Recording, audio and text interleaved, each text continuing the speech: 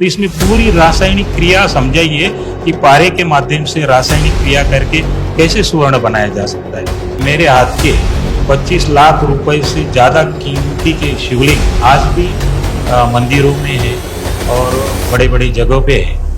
12 ज्योतिर्लिंगों में मेरे हाथ के बनाए पारे के शिवलिंग जाते थे। संत रामपाल जी महाराज से क्यों जुड़े आप? खुद एक पदवी पे थे, आप खुद शिवलिंग बनाते थे। उन्होंने दिखाया कि ये ब्रह्मा विष्णु महेश नाशवाने इनका भी आविर्भाव और तिरुभाव होता है। पर दुनिया तो कबीर जी को कबीर दास और कबीर जो कवि हैं उनके उससे जानती है। आपने अभी मेंशन किया कि कबीर साहिब जी आपने मेंशन किया उनको। भगवत गीता भी है, गीता के भी अंदर कवीम शब्द को सर्वज्ञ करके ट्रांसलेट किया है। तो इसी प्रकार इन धर्म गुरुओं का अज्ञान होने से इनको वो बात समझ में नहीं आती।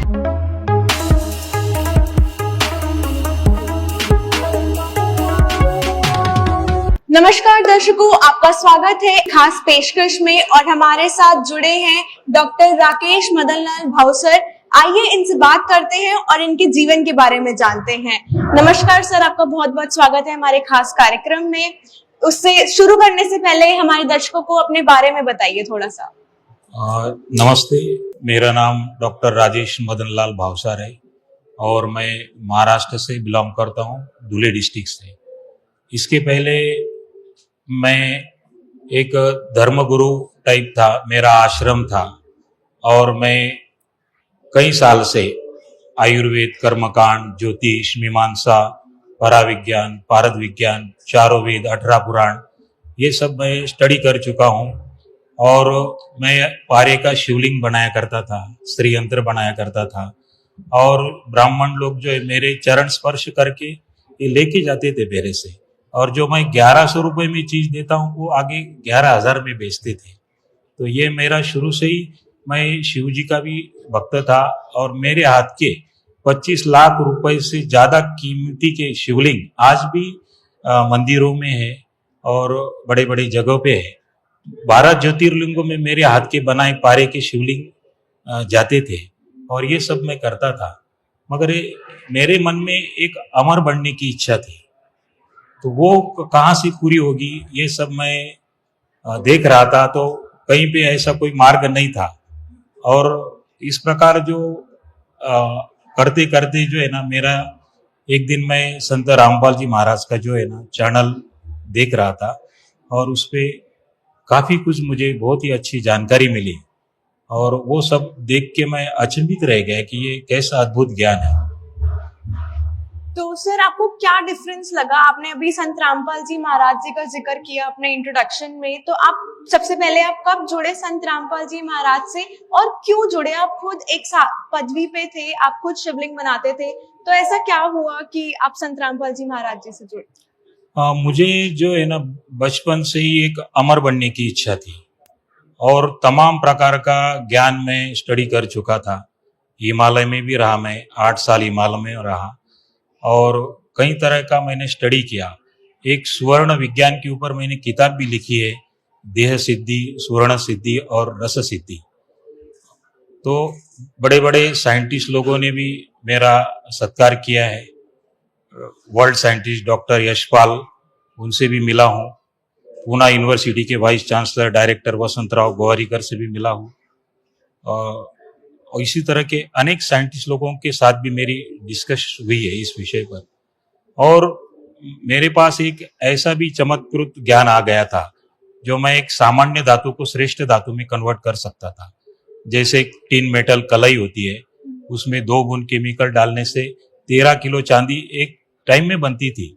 इस प्रकार का भी श्रेष्ठ ज्ञान था और मैं काफी कुंभ मेले में जो है बड़े बड़े साधु संत जो है जटा वाले, वो गाड़ी भर भर के मेरे पास आते थे और वो इस प्रकार का ज्ञान सीखने की इच्छा रखते थे। कई धर्मगुरु भी आते थे और मेरे पास एक फार्मूला था कि मैं उनके सामने सब चीजें रख देता था और उनको दिखाया था कि आप इससे चखना चाहे तो चख सकते हैं, सूंघना चाहे तो सूंघ सकते हैं। और जैसे मैं बोलता हूँ 2 घंटे के अंदर उनको पारे की चांदी बना के मैं दिखा देता था। और इसमें पहले ये शर्त रहती थी कि कोई ये जो शिवलिंग ले, जिसकी उस समय में 5 लाख से 10 लाख रुपए तक कीमत होती थी, और उनके पास अगर पैसे नहीं होते उन धर्मगुरुओं के पास, तो अपने बड़े पैसे वाले चेले के पास से वो उसका पे करते थे, और वो खुद वो गुरु लोग आके बैठते थे ये देखने के लिए।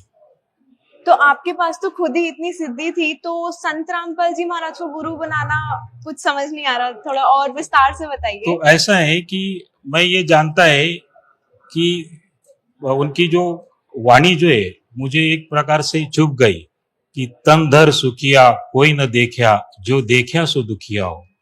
मतलब तन का जो सुख है, क्योंकि ये अमर बने बगैर इस शरीर की झंझट नहीं मिट सकती, और मैं शिव जी के आश्रित था, तो शिव जी के ऊपर पूर्णपणे डिपेंड था मैं, और इन्हीं को अजन्मा अजर अमर मानता था। मगर संत रामपाल जी महाराज का मैंने सत्संग देखा, और उसमें उन्होंने भगवत गीता खोलकर दिखाई। गीता अध्याय 7 12 से 15 में कहा कि रजोगुण ब्रह्मा जी, सतोगुण विष्णु जी, तमोगुण शिव जी, इनसे मिलने वाले क्षणिक लाभ के ऊपर जो मनुष्य प्राणी इन पे आश्रित है, वो मूढ़ है, वो मूर्ख है, वो मनुष्यों में नीच है, और वो राक्षस तत्व का जान। इस प्रकार उन्होंने पढ़ के दिखाया।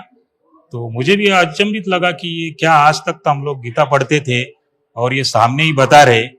और उन्होंने पुराण भी खोल के दिखाया, शिव पुराण, उसमें भी उन्होंने दिखाया कि ये ब्रह्मा विष्णु महेश नाशवान है, इनका भी आविर्भाव और तिरोभाव होता है।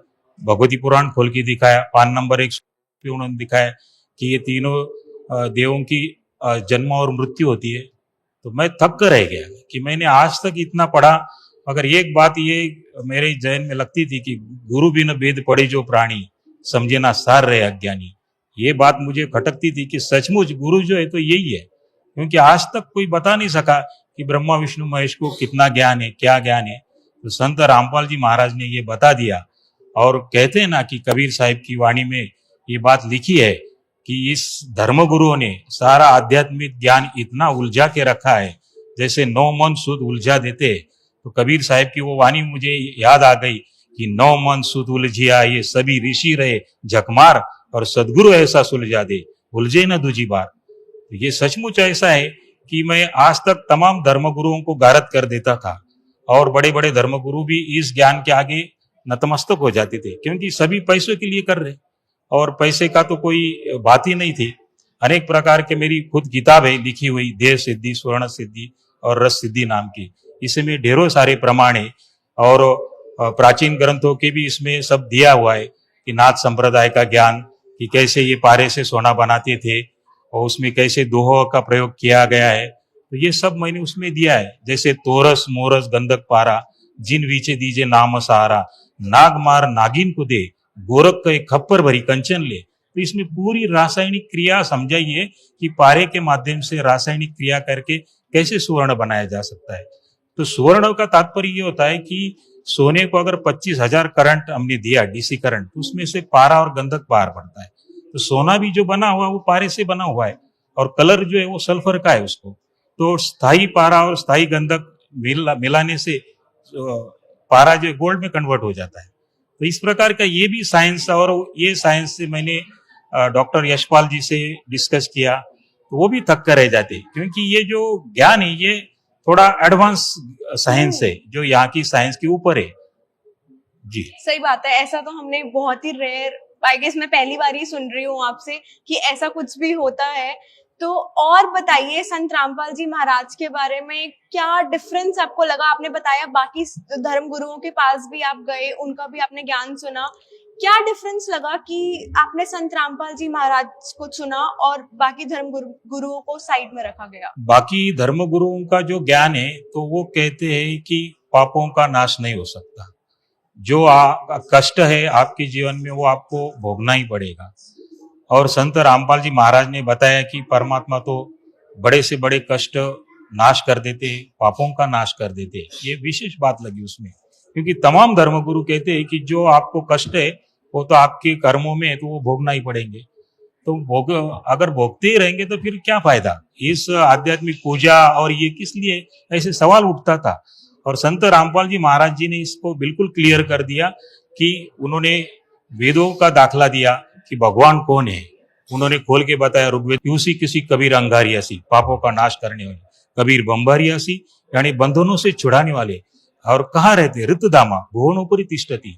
ये द्यूल मंडल के तीसरे पृष्ठ पर परमात्मा वर्तमान में विराजमान है, ये उन्होंने दिखाया। और वो कौन है? कबीर देव है। तो जो कबीर, जिसको हम कबीर साहेब कहते हैं, तो उनको वेदोक्त नाम जो उनका कबीर देव है, ये पहली बार मैंने देखा उसको। कि मैं भी मानता था कि ब्रह्मा विष्णु महेश के ऊपर कोई शक्ति है, सत शक्ति है, मगर जो ज्ञान संत रामपाल जी महाराज में क्लियर कर दिया कि जैसे बाकी धर्मगुरु बताते हैं कि इस सृष्टि का कोई बनाने वाला नहीं है, और बाकी तो कहते हैं कि ब्रह्मा विष्णु महेश है, तो ये जो ये इनकम्प्लीट ज्ञान है, वो भी आंशिक रूप से ज्ञान है। ओम तक का जो ज्ञान है वो सत्य है, मगर वो 10th क्लास की क्लास समझो, और ये जो ये PhD समझो। क्योंकि जिस प्रकार का डॉक्टर होगा वो उतनी ही लैंग्वेज उसमें बोलेगा। तो वो जो बता रहे बाकी धर्मगुरु, तो वो इनकम्प्लीट सत्य है, अधूरा सत्य है। तो उसके बाहर उनको मालूम ना होने से ये उनका भी दोष नहीं है।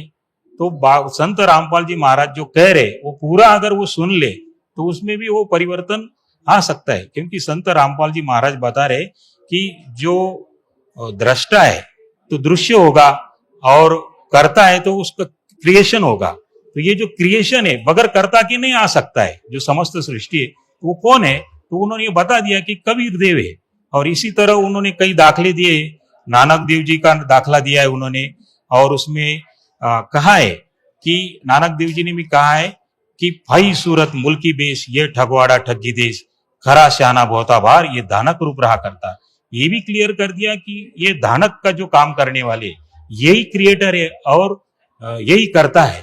तो इसी प्रकार कबीर साहब ने भी अपने जीवन में कहा है कि हम ही अल्लाह अल्लाह है कुतुब गोस और पीर, गरीब दास हम खालिक धनी, हमरा नाम कबीर। तो ये उन्होंने ये भी क्लियर कर दिया है कि कबीर साहब ने कि मैं ही परमात्मा हूं, ये भी उन्होंने कह दिया है। पर दुनिया तो कबीर जी को कबीर दास और कबीर जो कवि हैं उनके उससे जानती है। आपने अभी मेंशन किया कि कबीर साहिब जी आपने मेंशन किया उनको, ऐसा क्यों? आपने कुछ तर्क भी बताए, और ऐसा क्या है? मतलब अभी भी आज की डेट में भी दुनिया उनको कबीर कवि के नाम से ही जानती है, तो आप कैसे कह सकते हैं कि वो कबीर साहिब हैं? देखो, संत रामपाल जी महाराज ने ऐसे अनेक दाखले जो है और हमारे सदग्रंथ है वो खोल के बताते हैं। भगवत गीता के भी अंदर कविम शब्द को सर्वज्ञ करके ट्रांसलेट किया है। तो इसी प्रकार इन धर्म गुरुओं का अज्ञान होने से इनको वो बात समझ में नहीं आती। जैसे कोई यजुर्वेद का अगर दाखला दिया जा रहा है और उसको यजु करके 2 अपसर्ग लगा के दिया है, तो यजु उसका अर्थ जो है यजुर्वेदी करना पड़ेगा। यजु करके अपसर्ग लगा दिया तो उसका ट्रांसलेट यजुर्वेदी करना पड़ेगा। उसी तरह कवि की जो कवि शब्द बनाए, तो वो जितने भी अपने चारों वेद है उनमें कबीर देव की महिमा है कि वो परमात्मा कबीर देव है, सशरीर है, साकार है, नर आकार में। तो यहाँ का जो अज्ञान क्या है कि इन्होंने निराकार कर दिया है, दिखाई नहीं देता, तो ये अज्ञान है। ये तो साकार का मेंशन है, ये साकार जो है ना, ये वेदों में दिया है कि ये परमात्मा नर आकार है और द्युलोक के तीसरे पृष्ठ पर विराजमान है। ऐसे अनेक जगह उनके दाखले भी दिए है कि ये परमात्मा नर आकार है, में सशरीर है, साकार है, और ये धरती पर समय समय पे आते हैं, अपने दृढ़ भक्तों को मिलते हैं और उनको भी ज्ञान कराते हैं। उनको भी अमरलोक, जिसको नानक देव जी ने सतलोक सचखंड कहा है, तो वहां पे लेके जाते हैं और फिर इस धरा पर वापिस छोड़ते हैं। और फिर उनकी वाणी में इस प्रकार का उल्लेख आता है, जैसे नानक देव जी के वाणी में आया है, और उन्होंने राग महला पहला में कह दिया है कि हक्का कबीर करीम तू बे परवरदिगार, कि ये परवरदिगार है और यही परमात्मा है। अच्छा जी, तो हमें ये बताइए, हम जैसे शुरू हुए थे कि संत रामपाल जी महाराज के आप शिष्य हैं। संत रामपाल जी महाराज के बारे में हमें सुनने को मिलता है कि बाकी जितने भी धर्म गुरु हैं वो सब उनका विरोध करते हैं। तो हम देखा जाता है कि सिर्फ संत रामपाल जी महाराज एक ऐसे गुरु हैं जिनके साथ कोई और नहीं खड़ा, बाकी सारे धर्म गुरु एक साथ होते हैं कहीं ना कहीं। ऐसा क्या डिफरेंस है कि सिर्फ संत रामपाल जी महाराज को ही अकेले में देखा जाता है और बाकी सारे इकट्ठे दिखते हैं समाज में? ऐसा है कि बाकी तमाम धर्म गुरुओं का जो ज्ञान है, तो उसमें स्वर्ग है, नरक है और 84 है, और बाकी जगह ब्रह्मलोक है, नरक है और 84 है। तो तमाम ज्ञान से, उनके जो धर्म गुरुओं के ज्ञान से स्वर्ग भी मिलेगा, नरक भी मिलेगा और 84 में भी जाना पड़ेगा, जिसमें 4 पाया का गधा कुत्ता भी बनना पड़ेगा।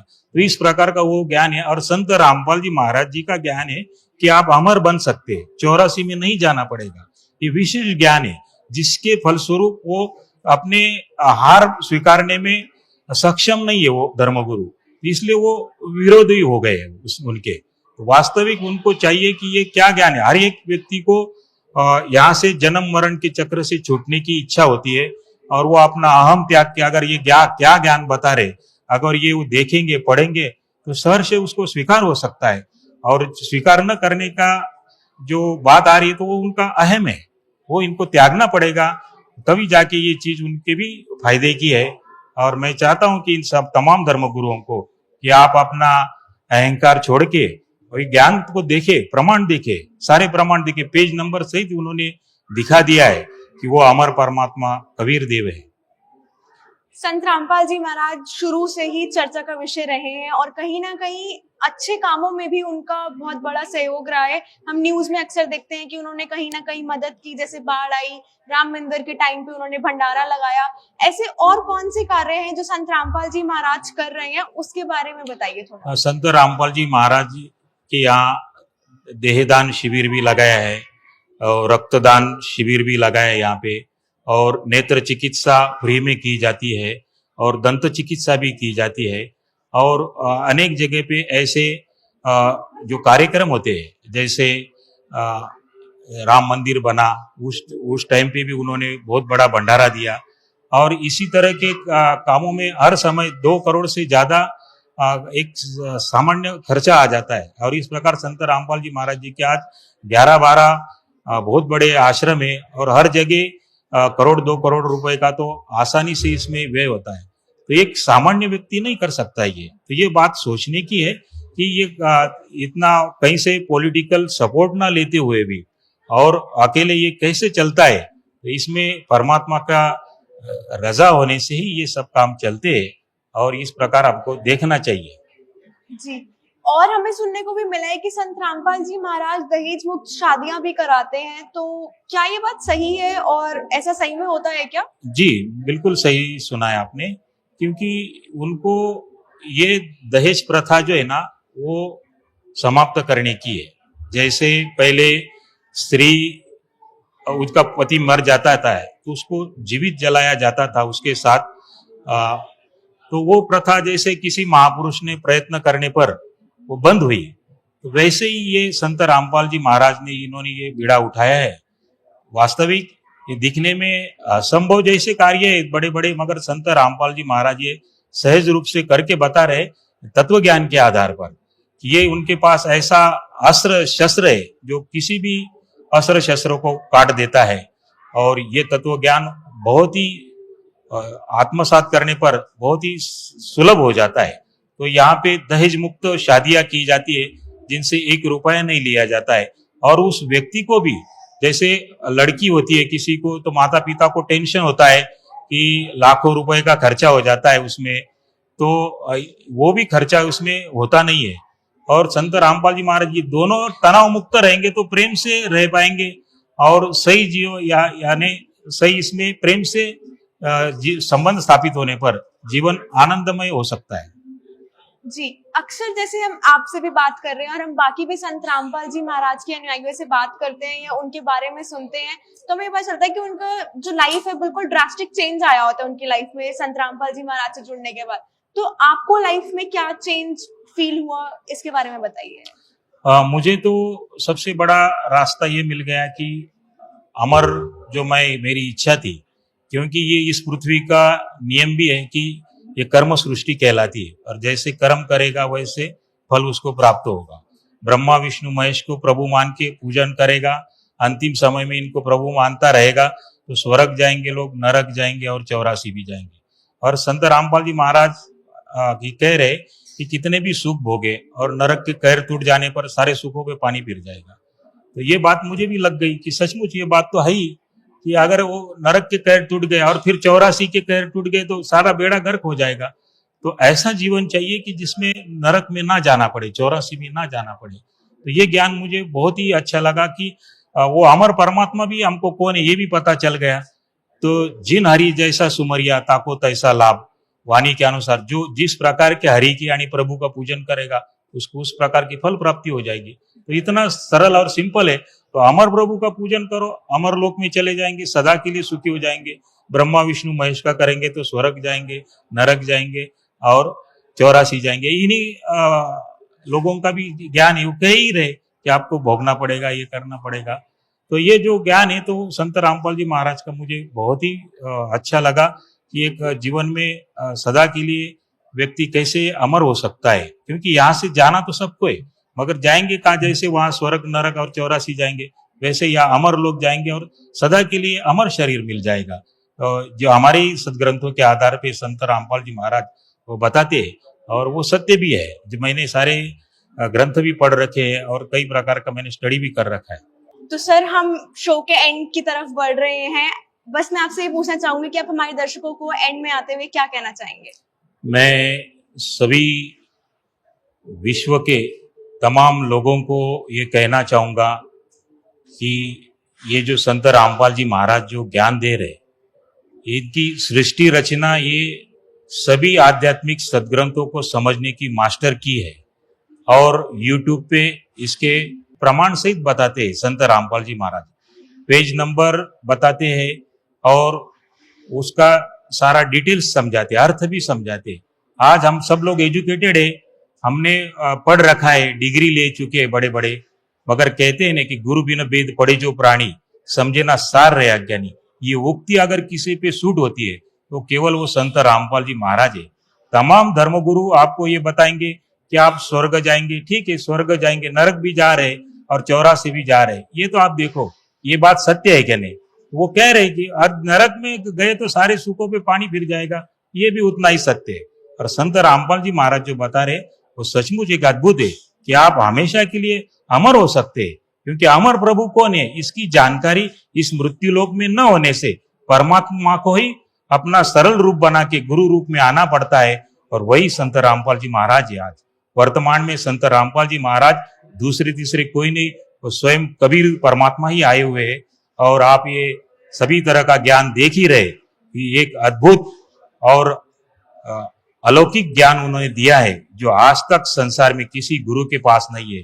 और ये कबीर साहिब की वाणी यहाँ सूट होती है कि नौ मन सुधुल जिया ये सभी ऋषि रहे जकमार, और सदगुरु ऐसा सुलझा दे उलझे न दूजी बात। तो संत रामपाल जी महाराज ने आज ऐसा सुलझा दिया है, सृष्टि रचना के माध्यम से आप ये सभी सुलझ जाएंगे। आप सृष्टि रचना एक बार अपने जीवन में इसको ध्यान से एक बार सुन लो, केवल आपको सारा पता चल जाएगा। ये मास्टर की है सभी आध्यात्मिक सदग्रंथों को समझने की।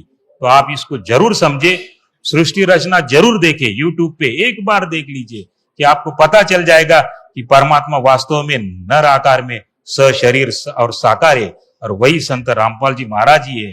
ये भी आपको पता चल जाएगा। सत साहेब जी धन्यवाद सर, हमें आपसे बात करके काफी अच्छा लगा। तो दर्शकों आपने सुना किस प्रकार से सर ने अपनी लाइफ के बारे में बताया, क्या क्या उन्होंने, पहले वो शिव जी के भगत थे, शिवलिंग को मानते थे और फिर वो संत रामपाल जी महाराज से जुड़े। ऐसे ही तमाम एपिसोड्स के लिए हमारे साथ जुड़े रहिए।